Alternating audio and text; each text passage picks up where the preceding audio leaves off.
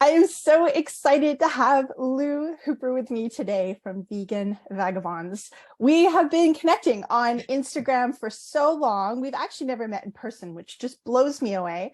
But I'm so excited to have you here on Best for Women Live, talking about healthy living and that it's more than good food.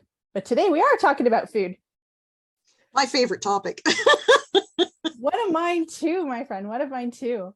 So why don't we just start it off? Tell us a little bit about you and why are you encouraging people to eat more plant-based meals?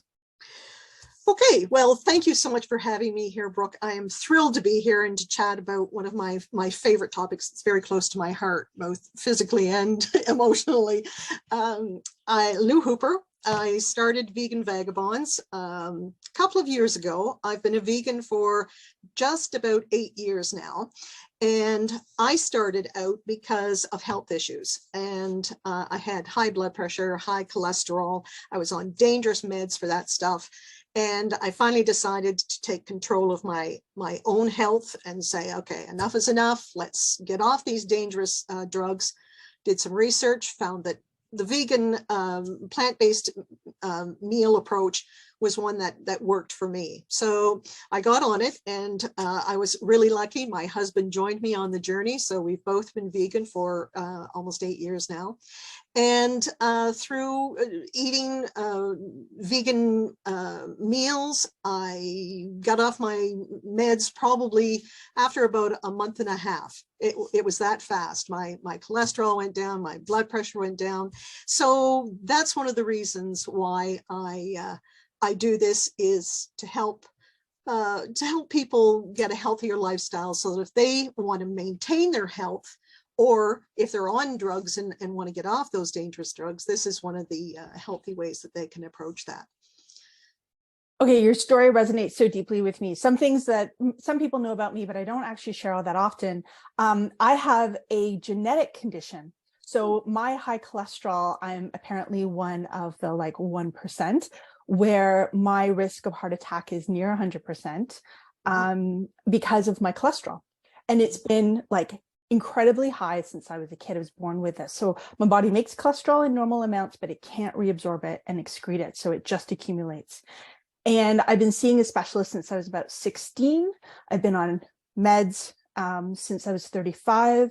And over time, they've had to continue to increase the dose and add additional medications to try and keep me safe and healthy. Yes. And one of the things that was the number one recommendation was to switch to a fully plant-based diet. Mm-hmm. And we're going to get into this a bit. My initial transition was not particularly pleasant. Yeah. I ended up becoming a pescatarian. So I primarily eat fish as a source of protein, but a lot of plant-based meals. So I wanted, before we dig into so much, because I know that it really is a complex topic, can you help us with just a quick definition? So what's the difference between a plant-based meal, vegetarian, and vegan? Because these terms get moved around a lot, and I know they mean different things, but they also often get used interchangeably incorrectly. Yes. Well, let's start with vegetarian and vegan. Vegetarian people will often have dairy or eggs included in their meals, whereas vegans don't. All their food is all plant-based, but not all plant-based food is vegan, because sometimes plant-based foods, especially processed ones, could be tested on animals. It's very rare, and it's very hard to tell, that you get something from the grocery store and you're thinking, okay, it's vegan, but in technical terms, if it's been tested on animals, then it's plant-based and not vegan, because the vegan issue is mostly surrounded. What separates it is the whole idea of not abusing animals or doing anything that would hurt animals. So that's where the difference lies. And yeah, plant-based, I put it in a lot of stuff, like I'll say vegan plant-based, because most plant-based food is for the most part vegan, but not all of it. but all vegan food is plant-based, if that makes any sense at all. Yeah, I love Venn diagrams. Totally get it. Yes, yeah, exactly. So, and for those of you who don't know what a Venn diagram is, you've probably seen a picture of it. It's a circle and a circle with like an overlap in the middle. And that's the bit that's usually like, this is the part that's important. Yes. So if you're cooking in a recipe, what are some things that you will commonly see in maybe a vegetarian or a plant-based diet that's a red flag for someone who's choosing a vegan lifestyle? And what jumps to me from mind, for example, would be honey as a sugar substitute. Right. Yeah. It's one thing that, a lot of people think, well, why honey? And you're right. I mean, it's one of the main things that people get involved in. And it's because you're taking that honey, which is the bee's food, away from the bee. So that is in some cases you're abusing the bees because of what you're doing with their food source. So yeah, I mean, honey would be one of the big ones. Certainly between vegetarian and vegan, it would be eggs and anything dairy. So, sorry people, any cheeses, because we know how much we love our cheese. And yeah, so that's the big thing. Once again, between plant-based and vegan, there's not really a lot. If you stick to a natural whole foods plant-based vegan regime, then you're not going to have that much trouble. It's when you start getting into the processed and refined foods that you have to be careful. And as I say, it's really difficult. You just have to do some research to find out if say you're going to I don't know, Guardian, which makes a lot of vegan food. You've got to research to see if they have been testing on animals, which they haven't, but it's that sort of thing. So yeah, between vegan and plant-based, there's not a lot of difference if you stick with that whole foods. Amazing. I love that. We talked a little bit. I've got like so many questions for you, but you mentioned the idea of sort of refined and processed food. So let's dig into what does that look like in our day to day.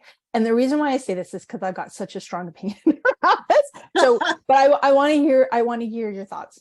I think that, and especially when you're first starting out and you don't want to make a lot of these things yourself, there are things like plant-based alternative milks. Oat milk, almond milk, soy milk, all kinds of different milks. My favorite is oat milk, by the way. And mine too. Yeah, I used to be almond, but because of water resources and all that kind of stuff, I switched to oat, and I'm so glad I did because I love the taste. It's creamy, it's thick, it's lovely. Okay, just quickly, I switched for the same reason. I had exactly the same experience. I like it way better than almond milk. It's not as thin. It's got a little bit of thickness to it, as you would expect in a dairy milk. Yes, exactly. So, if you're looking for an alternative, I think, oat milk is the way to go. It's sustainable and it's delicious. Cheeses, a lot of cheeses. There's a lot of cheese out there that are the vegans, but most of them are based on nuts. So if you've got a nut allergy, that can be a little bit difficult. But the alternative is seeds. You can get cheese from pumpkin seeds or sunflower seeds, that type of thing. What are some other things? Oh, meats. I mean, nowadays, back when I started 8 years ago, that doesn't seem that long ago, but even back then, there weren't a lot of alternatives. And anything that was like, yeah, okay, I think I'll pass on that. But now, because more and more people are looking to go plant-based, vegan approach, they're obviously filling that void and saying, okay, there are people out there, there's an audience and there's money to be made. Let's face it, that's basically what a lot of it's about, unfortunately. Yep. But so there are the different meats that you can have, the burgers that they have now. There's sausages, there's chicken finger, you name it. They've pretty well started to get a plant-based version of that. When you're first starting out, that can be helpful because it gets you sort of from the non-vegan into the vegan aspect.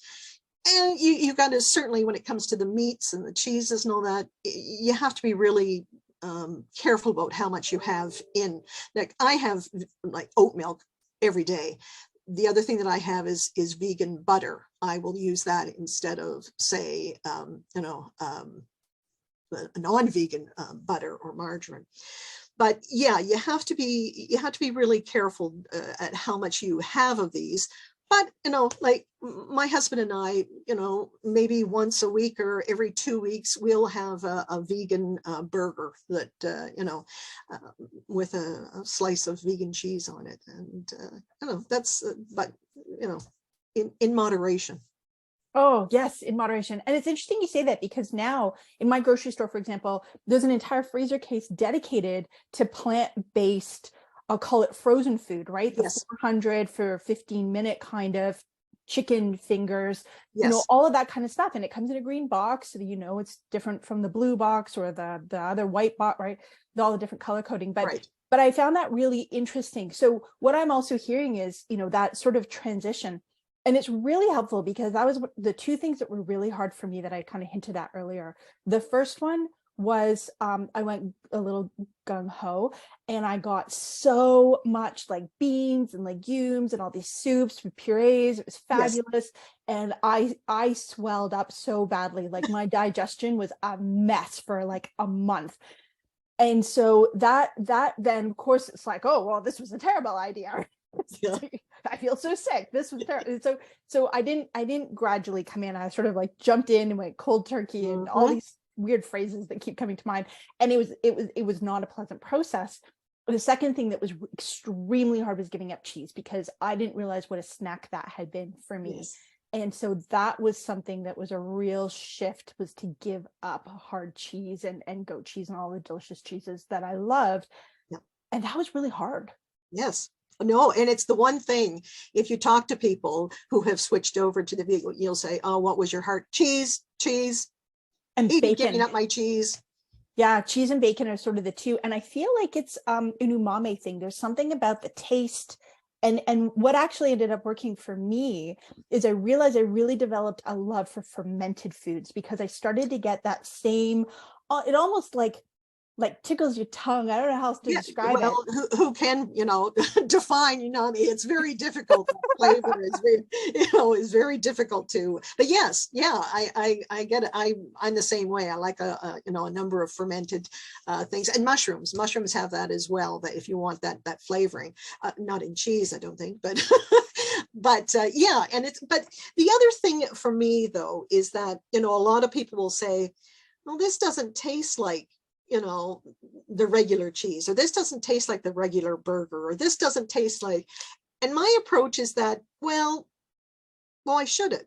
Like, why not try something different? You're going into a different way of eating and experiencing it. I guess I equate it to, if you're making an Italian meal, a new Italian meal, you don't expect it to taste like a favorite Indian meal. It'll have different flavors, and on its own right. And that's kind of the way that I approached vegan food as well. I didn't say, oh, well, this doesn't taste like, the regular. It's like, I've started this, I've got some great recipes, and I've got to, base them on their own merits. So, but yeah, I understand where you're coming with cheese. I get it. So that's interesting, sort of that transition of texture of what's familiar. One of the things for me is when we started incorporating a lot more plant-based meals, one of the things that we found is I love stew, but my stew usually has like, I don't know, a sausage or a beef in it. And, yes. And that same sort of structure that sits underneath it, I missed that. Yes. But what we switched over to, which is a very similar texture, is a curry. Yes. So like a jalfrezi, or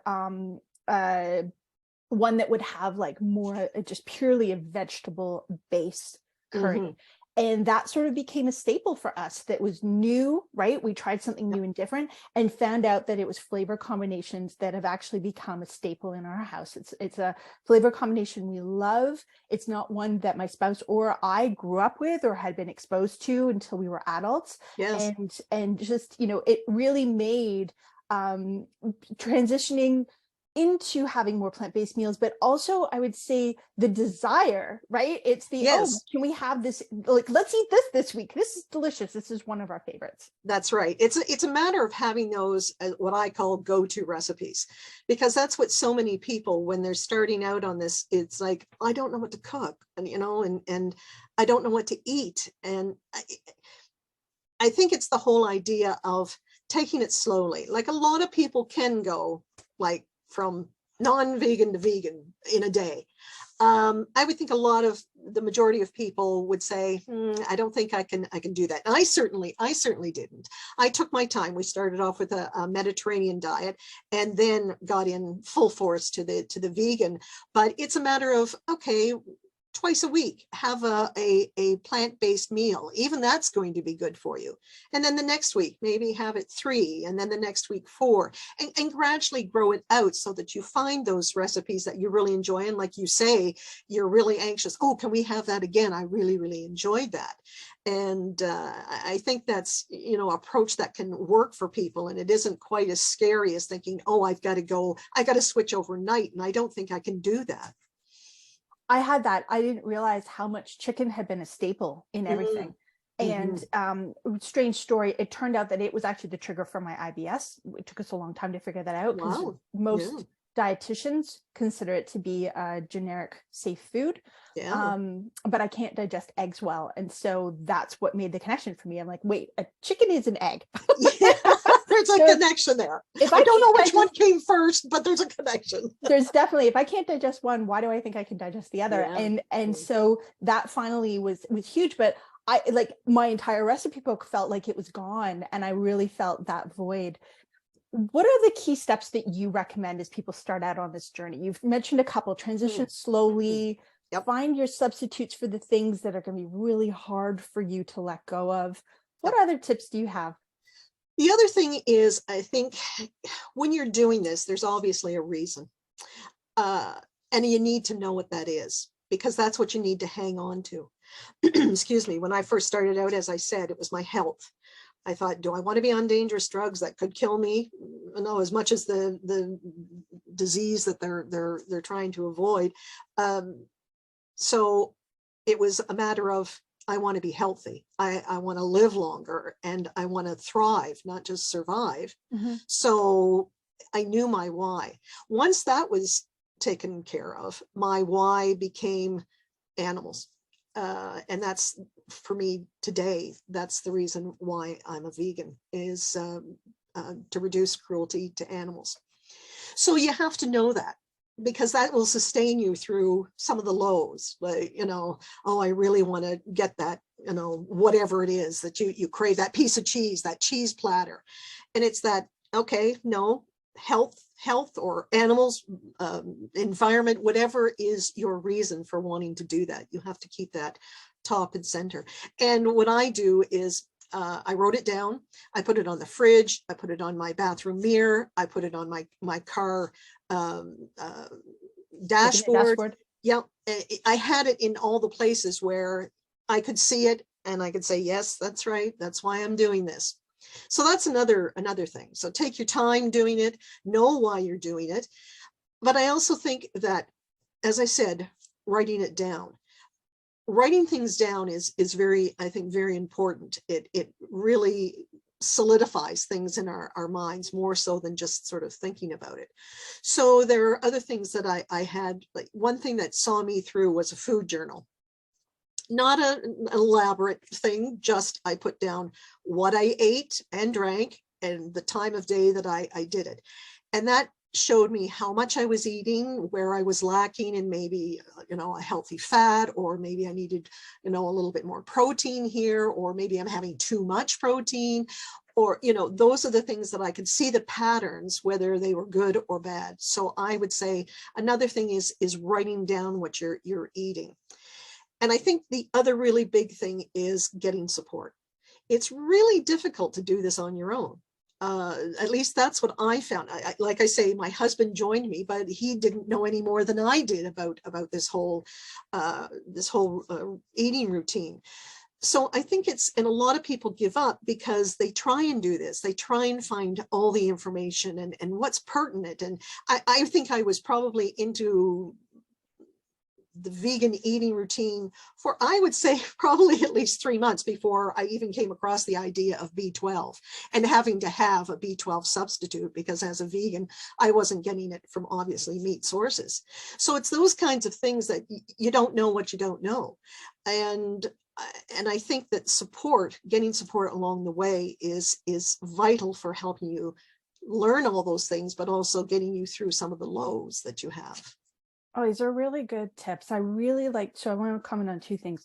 I think the writing it down is so valuable. So you know that I'm also a coach, and I find it really does make a huge difference, because oftentimes when you're in your head, and you really, I think, said it so crisply, you tend to be with your thoughts and your feelings, but your thoughts aren't full cohesive sentences. They're kind of words and fragments that make sense and they fit together. And then you go to articulate it and you realize you can't form a sentence, or what you said actually doesn't entirely make sense, but it made perfect sense on the inside because it was coupled with feeling and knowing, right? It was coupled with knowing, intuition. And so when you have to put it down on paper, you really have to get the logic brain in. And then once you can articulate it, then you can share it with other people. And then you can start to build in more support. So I'm a huge proponent of that. Tell me a little bit how you became a coach for people who are looking to move into this sort of plant-based and vegan support. I guess it all started like so many people in 2020, when a little thing like COVID came along. The job that I had before that, I've been an entrepreneur for like over 20 years. So the position I had before that was helping charities fundraise through direct mail to raise funds for their various missions. And when COVID came along, a lot of those charities thought, I don't think it's really appropriate to be fundraising right now. So my job became like unnecessary for them. But it was good. There was a light to, behind everything. Then what do they say? The silver lining behind every cloud.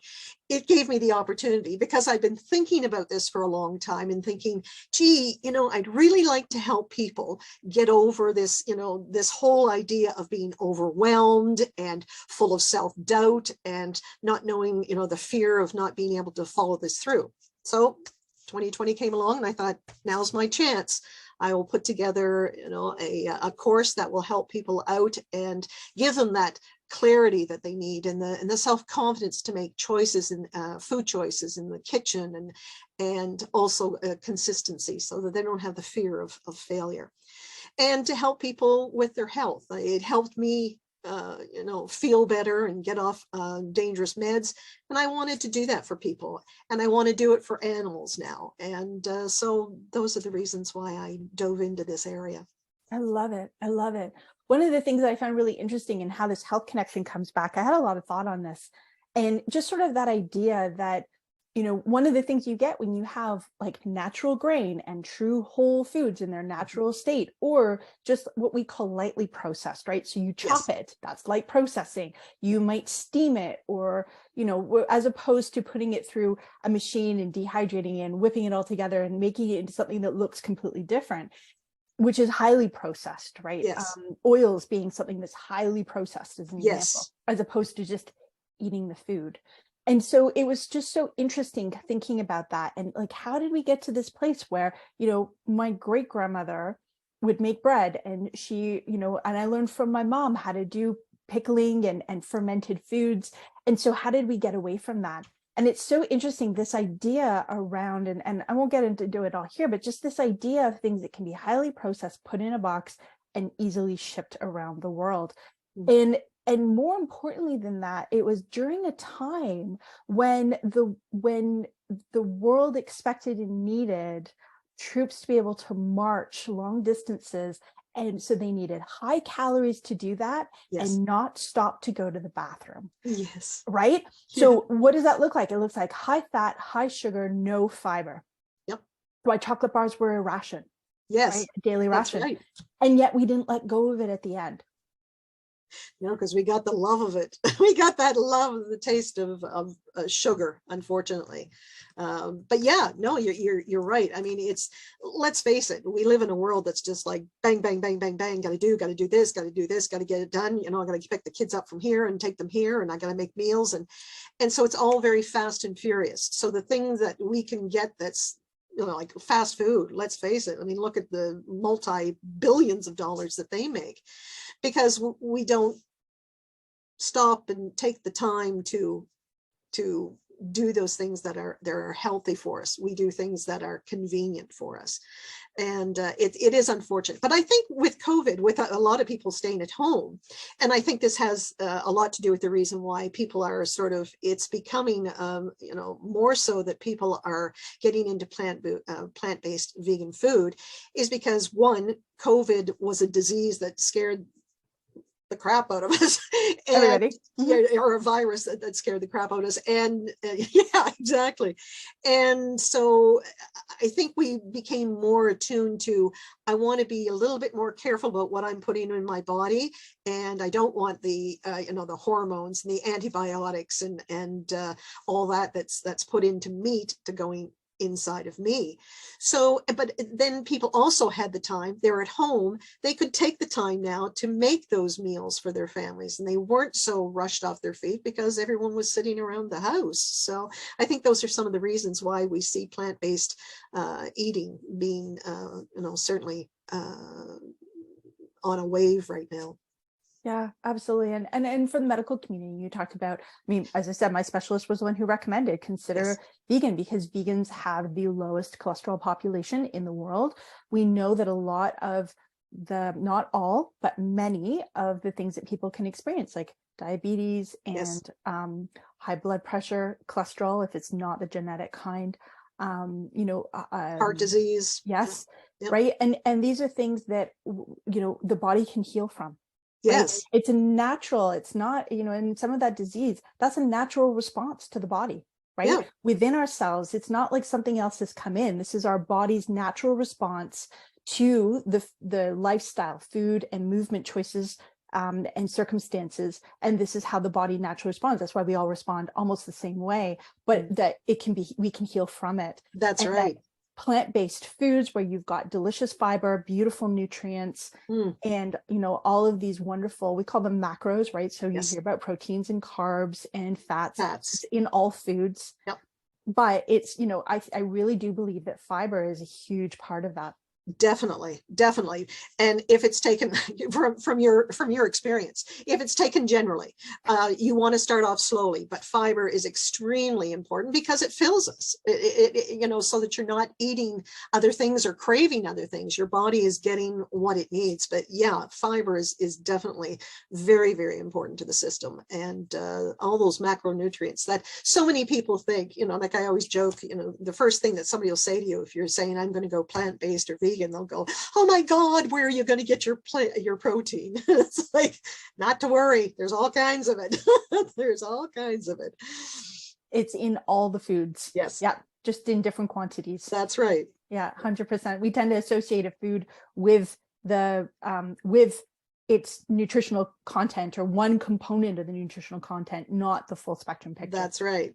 Yeah, yeah. We think of broccoli is another one, right? Broccoli is a source of calcium, yes, but Yes. it's also a source of many other things. That's right. That's right. I know, it's you know, and that's the whole thing of balance, you know, and as I say, eating the rainbow.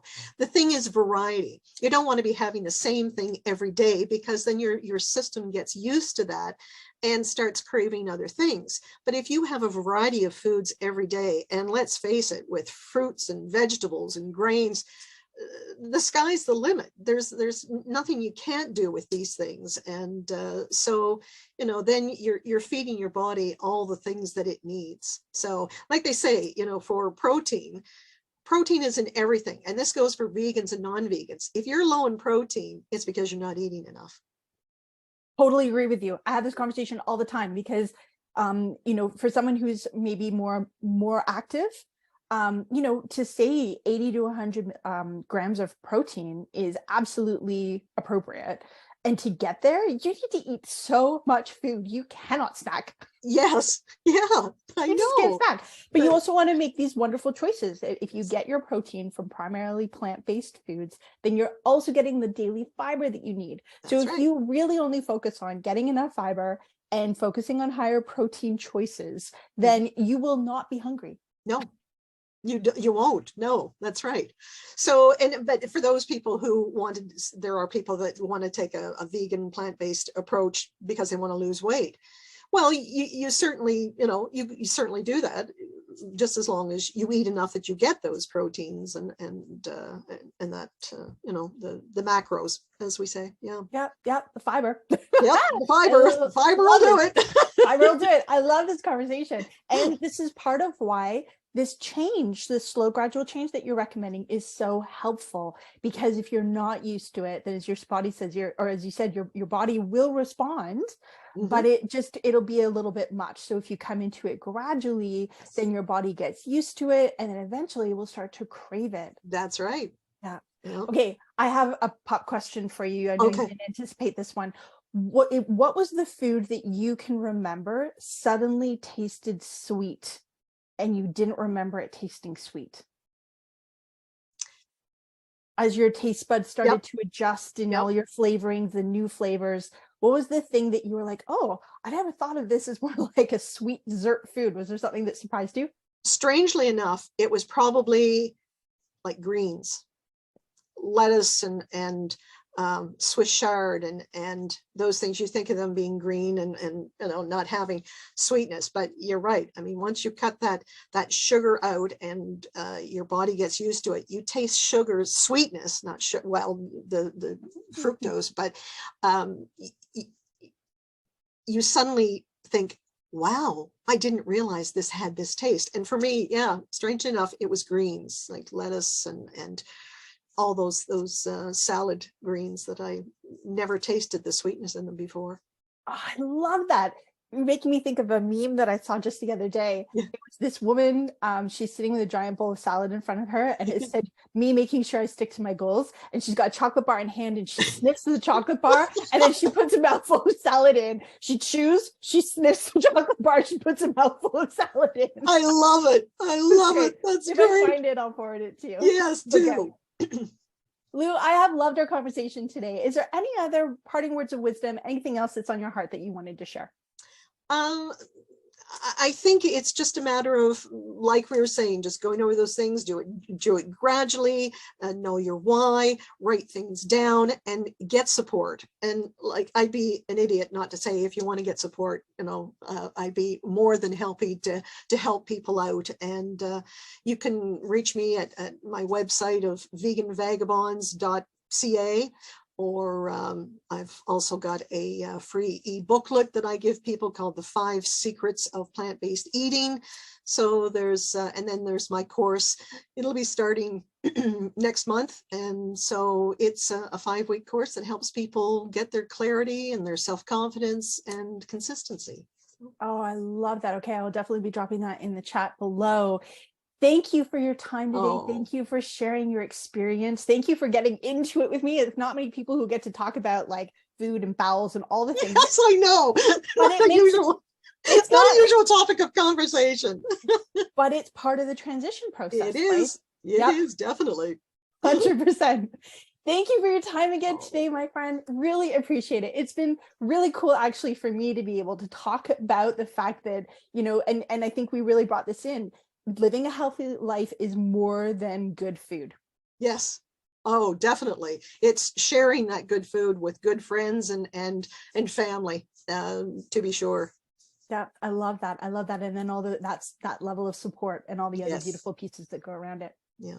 Thank you again for your time today. Oh, thank you. I'm just ever so pleased to have been here, and it's been a joy chatting with you.